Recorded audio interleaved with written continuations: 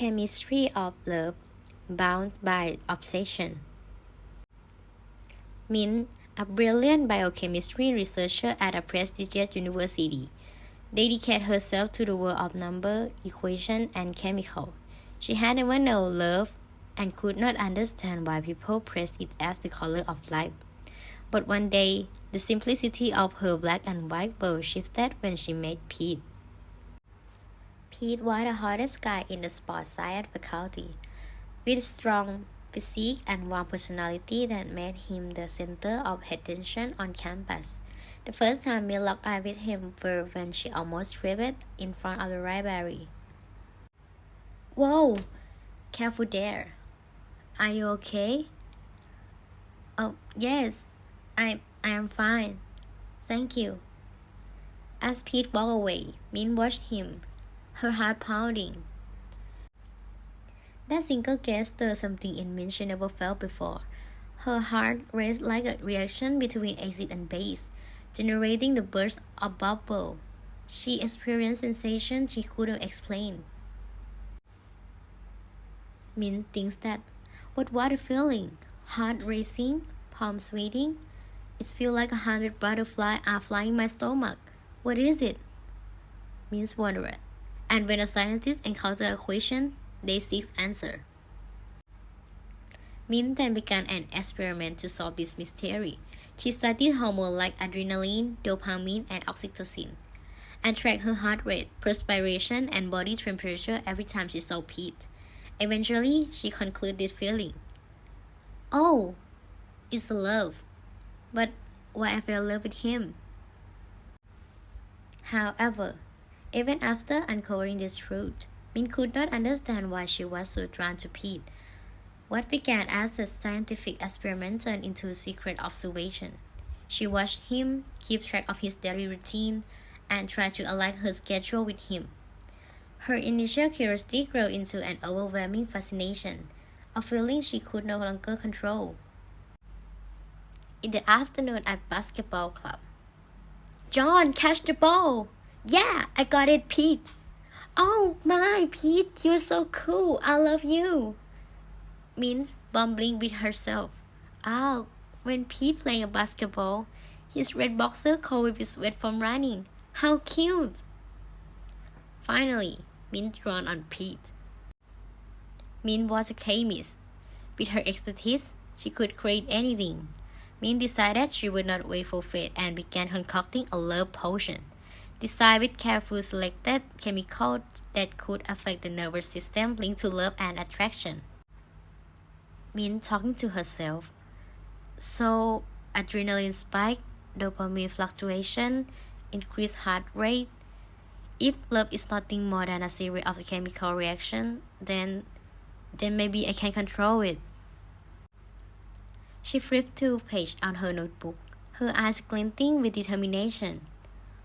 Love can be synthesized, I will prove it. Min working on the potion late at night, surrounded by bigger formulas scrawled on the wall of her lab. Obsessed, she worked tirelessly on it for a year. At last, her potion was ready, and Min believed that once Pete ingested it, he would inevitably fall in love with her. A drop of dopamine analog, a hint of oxytocin stimulator. Yes, this has to work. Pete will feel exactly what I felt. He be drawn to me, just as I was to him. Science can explain love, and now 1 year, I can create it.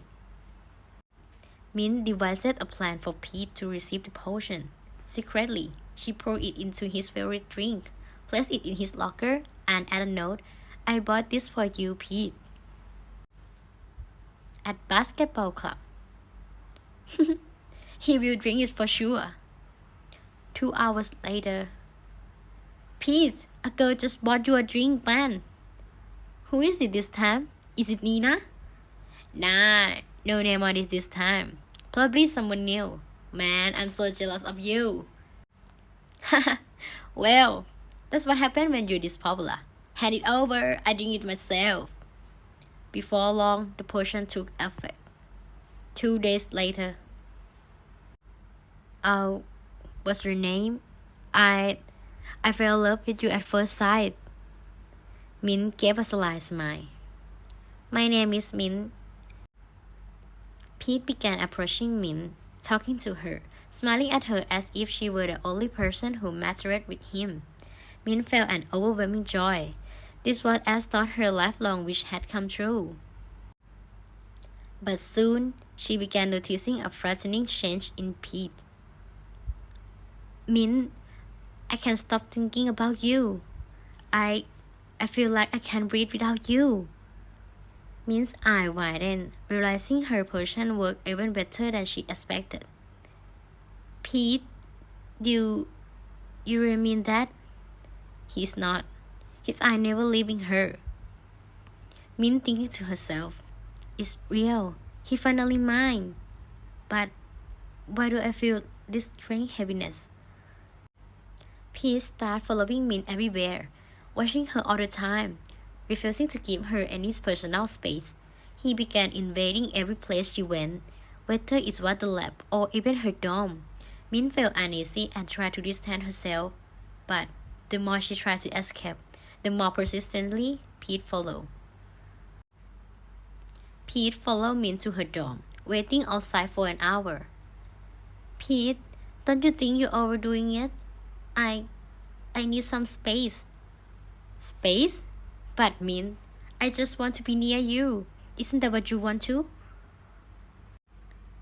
This isn't what I intend. She is back away, but Pete stepped closer, his gaze unwavering. She realized that the potion she created didn't spark love, but an uncontrollable addiction. Pete had become a shadow, following her every step. To him, she was the only thing that mattered, his sole obsession. The satisfaction Min initially felt turned into fear. She was now merely a prisoner in the trap she had created by herself. The love she once thought she could control had become a biting curse she could never escape. Min researches frantically, surrounded by her lab note and chemical formula. This is love. It's obsession. I create a monster. She held her head, horrified by her own discovery. What have I done? Is this what I want? It was supposed to be beautiful, mutual, but now it's horrifying. In the end, she looked at Pete standing before her, his eye filled with relentless obsession. Pete, you have to stop this. This isn't real. I did something terrible and I need to fix it. Fix it? Min, you're the one thing in my life that feels right. I don't need anything else but you. No, Pete, you don't understand. This feeling is love. It's a trap. I created. Pete stepped closer, his tone filled with unwavering devotion. Then let me be trapped forever. I don't want to be free. I only want you. Min stared at him, horrified and defeated, realizing she can never undo what she has done. She understood he would follow her for the rest of her life. Whether for better or worse, she would have to accept the consequence of her action. Bound to the fate she had brought up on herself, a destiny from which there was no escape.